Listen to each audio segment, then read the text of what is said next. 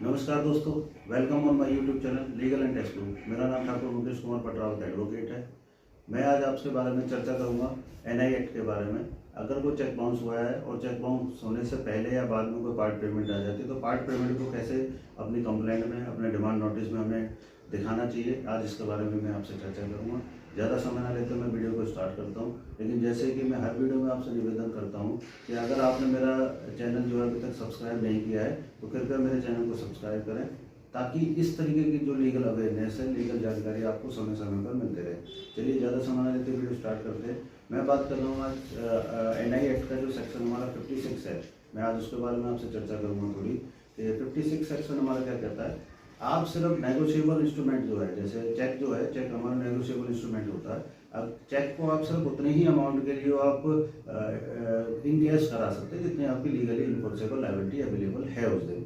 तो हमेशा आप ध्यान रखें कि जो हमारा सेक्शन 56 है वो हमारे को ये बोलता है कि अगर आपके पास में कोई चेक है, वो इंस्ट्रूमेंट वो है चेक है, तो वो चेक जो है आप सिर्फ उतने ही अमाउंट के लिए इनकैश करने के लिए भेज सकते हैं जितना हमारा आपका अमाउंट जो है ड्यू है।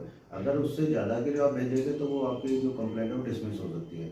आपने कैसे करना है, एक एग्जांपल के थ्रू मैं आपको बता देता हूँ कि सपोज आपके पास में कोई चेक, किसी ने आपको 2 लाख रुपीज़ का चेक पे कर रखा है और चेक देने के बाद में उसने आपको 50,000 की पेमेंट कर दी है। तो आपने इस केस में करना क्या है, जो हमारा सेक्शन 56 कहता है वो क्या कहता है कि आपको जो चेक है वो चेक हमेशा नेगोशिएबल इंस्ट्रूमेंट होता है कि जितने का आपको चेक दिया है आप उससे ज़्यादा के लिए कभी भी उसे इनकैश नहीं करा सकते, आप उसके कम के लिए कभी भी इनकैश करा सकते हैं। अगर आपको कोई चेक 2 लाख रुपए का दिया है और आपको 50,000 रुपये की पेमेंट आ गई है तो आप उस चेक पे इंडोर्स करिए चेक के पीछे और एक एप्लीकेशन साथ में लगाइए कि जी ये चेक जो है इनकैश करना है 1.5 लाख रुपये की। आप कम के लिए कितने के लिए भी चेक के लिए जा सकते हैं इंडोर्स करके, लेकिन आप ज़्यादा के लिए चेक को नहीं जा सकते क्योंकि वो नेगोशिएबल इंस्ट्रूमेंट होता है।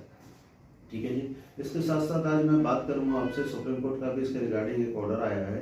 जो ऑर्डर है वो दशरथ भाई के केस में था, दशरथ भाई पटेल वर्सेस हितेश पटेल के मैटर में एक ऑर्डर आया था जिसमें सुप्रीम कोर्ट ने जो अपील है उसको डिसमिस कर दिया था, ये कहते हुए कि इसमें जो पार्ट पेमेंट है, पार्ट पेमेंट को ना तो डिमांड नोटिस में कहीं दिखाया गया था और ना ही कंप्लेंट में कहीं दिखाया गया था।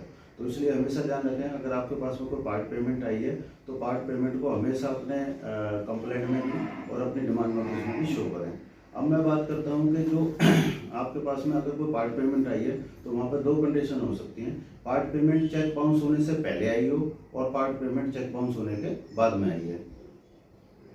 अगर पार्ट पेमेंट जो है आपका चेक बाउंस होने से पहले आपको कोई पेमेंट आ गई है तो आपने हमेशा जब भी आप वो चेक डालें, सपोज आपको किसी ने चेक दिया है 2 लाख रुपए का और आपके पास में चेक बाउंस होने से पहले 50,000 रुपये की पेमेंट आ चुकी है, आपने चेक डाला नहीं, उससे पहले आपके पास 50,000 रुपये की पेमेंट उन्होंने एनईएफटी या आरटीजीएस कर दिया है, तो जो इंस्ट्रूमेंट है, जो नेगोशिएबल इंस्ट्रूमेंट है, जो आपके पास में चेक है, आप उसको इनकैश कराने के 2 लाख के लिए नहीं जाएंगे, आप उससे सिर्फ 1.5 लाख रुपये के लिए इनकैश कराने के लिए जाएंगे।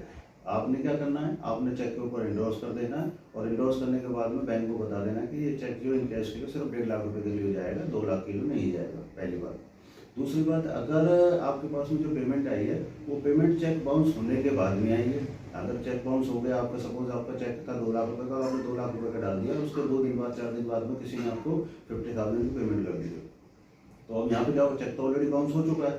तो अगर चेक बाउंस हो चुका है तो जब आप डिमांड नोटिस भेजें पार्टी को तो डिमांड नोटिस में आपको ये डिस्क्लोजर देना पड़ेगा, ये बताना पड़ेगा कि आपके पास में जो डिमांड नोटिस है, सिर्फ आप डिमांड जो भेज रहे हैं वो 2 लाख रुपए का चेक था, 50,000 रुपये आपके पास में आ चुके हैं, आप डिमांड नोटिस जो भेजोगे सिर्फ 1.5 लाख रुपये के लिए भेजोगे। इसके साथ साथ मैं बात करता हूँ, अगर आपके पास में जो पेमेंट आई है वो पेमेंट आपने लीगल नोटिस भेज दिया है, लीगल नोटिस भेज चुके हैं, लीगल नोटिस भेजने के बाद में आपको कोई पेमेंट आ गई है, अगर लीगल नोटिस भेजने के बाद में भी कोई पेमेंट आपके पास में आ गई है और बिफोर आपकी जो कंप्लेंट है उसके पहले आ चुकी है, तो आप अपनी कंप्लेंट में इस चीज़ का हवाला जरूर दें कि आपके पास में इतनी पेमेंट आई, किस डेट को आई, आप जरूर डिस्क्लोज करें। अदरवाइज अगर आपने ऐसे नहीं किया तो आपकी कंप्लेंट जो खत्म हो सकती है।